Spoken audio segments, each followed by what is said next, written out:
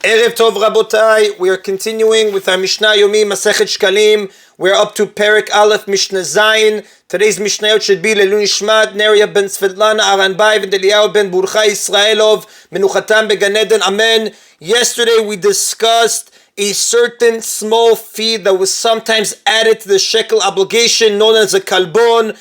This was needed because sometimes people paid with old coins that were worn away from much use and did not have the correct weight of silver. The extra kalbon payment served to replace what was missing and made the shekel contribution complete. It was called kalbon because it was a small amount that filled in the difference between a full shekel and a worn one. Small amount, small as kal, between ben, it would fill in a light amount between the difference of a shekel and a worn one.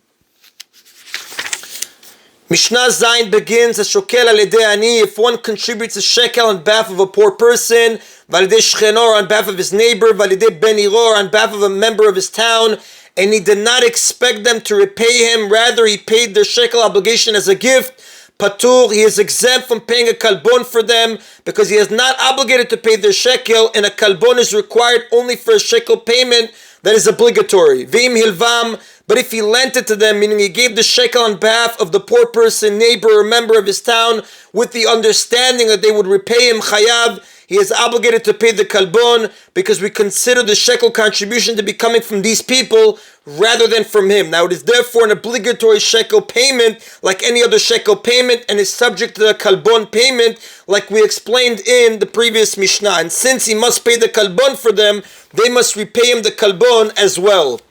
The Mishnah now addresses the law of the kalbon regarding brothers who make a joint shekel contribution with money they inherited from their father. The Mishnah will make a distinction between a case in which the estate has not yet been divided and a case in which the estate has been divided and the brothers then join their portions together as a new partnership. This distinction also affects the laws of maaser of animals, as the Mishnah will explain. We know that maaser of animals is a biblical obligation. One must take 1 of every 10 of one's cattle, sheep, and goats that are born each year and bring it as an offering, as the Torah writes in Sefer Vayikra, chapter 27, pasuk 32.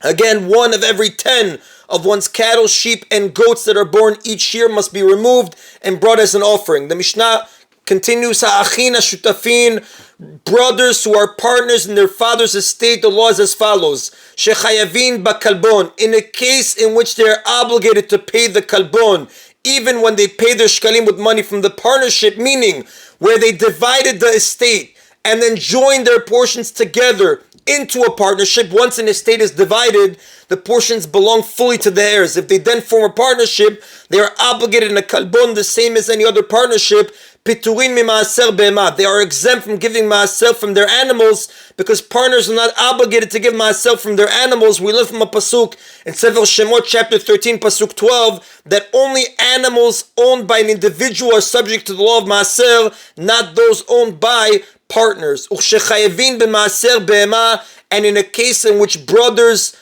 who share in their father's estate are obligated to give maaser of animals, meaning where they have not yet divided their father's estate. We learned from the wording of the pasuk that we mentioned earlier in Sefer Shemot that there is a maaser obligation from animals of an estate that has not been divided. Although partners are not obligated in maaser, the Torah does not consider an undivided estate to be a partnership of the heirs. Rather, it is considered to still be under the individual ownership of the father, though the heirs certainly have the right to use the estate. So the Mishnah says, in a case in which brothers who share their father's estate are obligated to give maaser of animals when they did not yet divide their father's estate, piturin min kalbon, they are exempt from paying a kalbon because the Torah considers the estate to be like the property of the father until it's divided. Therefore, when they give their shekalim from the estate, it's as if the father is giving his money for their obligation. And like the Mishnah taught earlier, a kalbon is not required in such a case. Now, the Mishnah taught earlier that one who gives a shekel for a poor person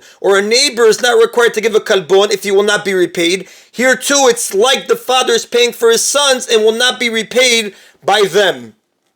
The Mishnah now discusses the amount of money required for the kalbon payment. V'chamahu kalbon, and how much is the kalbon? Ma kesef divrei Rabbi Meir.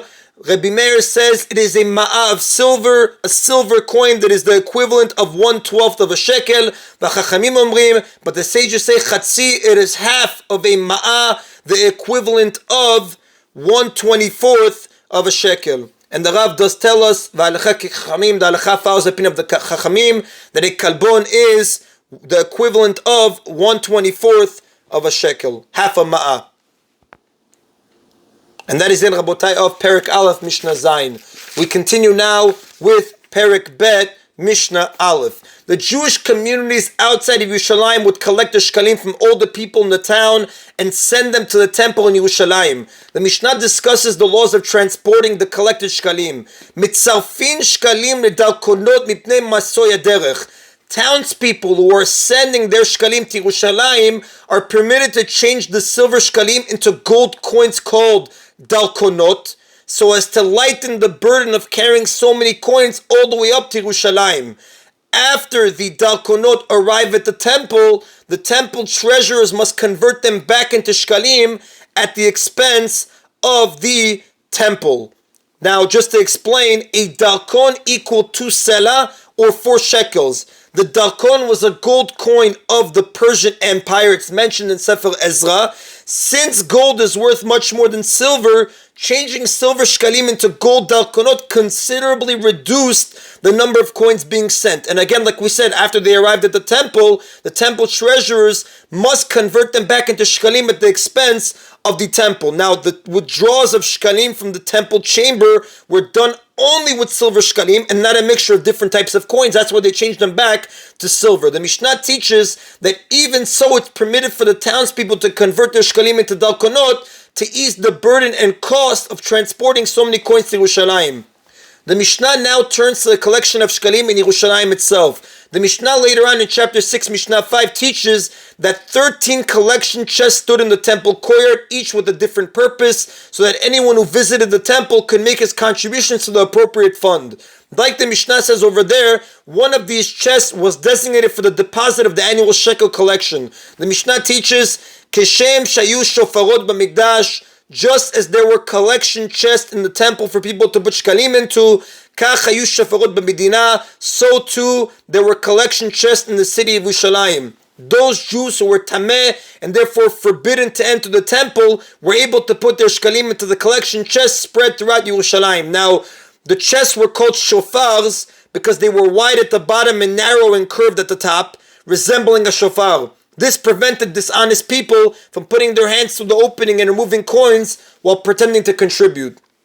The Mishnah now returns to the laws of transporting the shkalim to the temple. Bnei ha'ir sheshalchu shiklehen v'nignivu o she'avdu. If the townspeople sent their shkalim to the temple with messengers and the coins were stolen or lost along the way, the law is as follows. To be exempt from paying, the messengers must swear to the owners that they were not negligent in guarding the shkalim. Now, if the messengers were not paid to guard the shkalim, they have the status of a shomer chinam, an unpaid watchman, who is exempt from paying for an object that is stolen from him or lost, provided he swears to the owner that he was not careless with the object. If he was indeed negligent, he must pay for it. If they were paid to guard the coins, they have the status of a shomer sachar, a paid watchman, who is responsible to pay for theft or loss, unless it was loss due to circumstances beyond his control. So here too, he must swear that the loss happened as he claimed.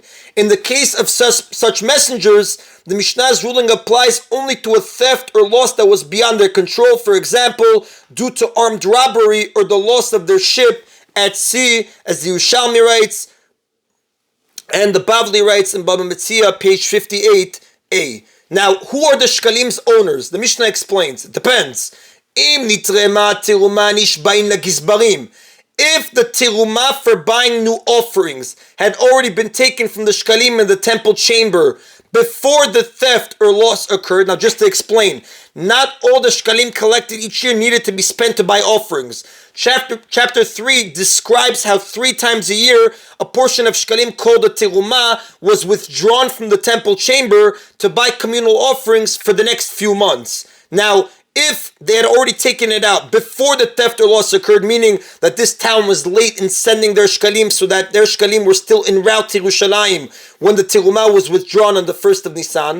The shkalim were already the property of the temple at the time of the theft or loss, because since the purpose of the shekel contribution was to give every Jew a share in the offerings, the person withdrawing the terumah did so not only on behalf of those people whose shkalim had already reached the temple, but also on behalf of those whose shkalim had been collected but not yet reached the temple, as well as on behalf of those whose shkalim were not yet collected. Therefore, all the shkalim that had been collected by that time became the property of the temple wherever they are. Therefore, these shkalim on their way to the temple were also considered the temple's property at the time of their loss. And therefore, the messengers must swear to the temple treasurers that they were not negligent in guarding the shkalim. The townspeople do not have to contribute shkalim a second time, since their shkalim are considered to have reached the temple once the terumah has been taken. Vim lav. But if the terumah had not yet been taken from the temple chamber at the time the theft or loss occurred, so that the shkalim were still considered to be the property of the townspeople when they were stolen or lost,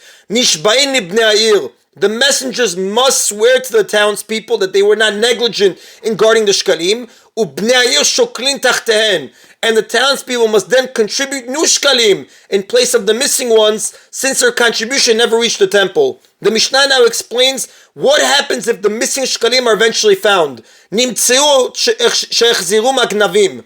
If after the townspeople contributed shkalim a second time, the missing shkalim were found, or the thieves returned them, elu velu shkalim. Both the original shkalim and the replacement ones are considered consecrated shkalim and are the property of the temple, even though one set of shkalim is now extra. And the commentaries explain, since at the time the second set of shkalim were contributed, the townspeople were truly obligated to give them, their consecration of the second set of shkalim is not considered a mistake, and those coins remain holy. And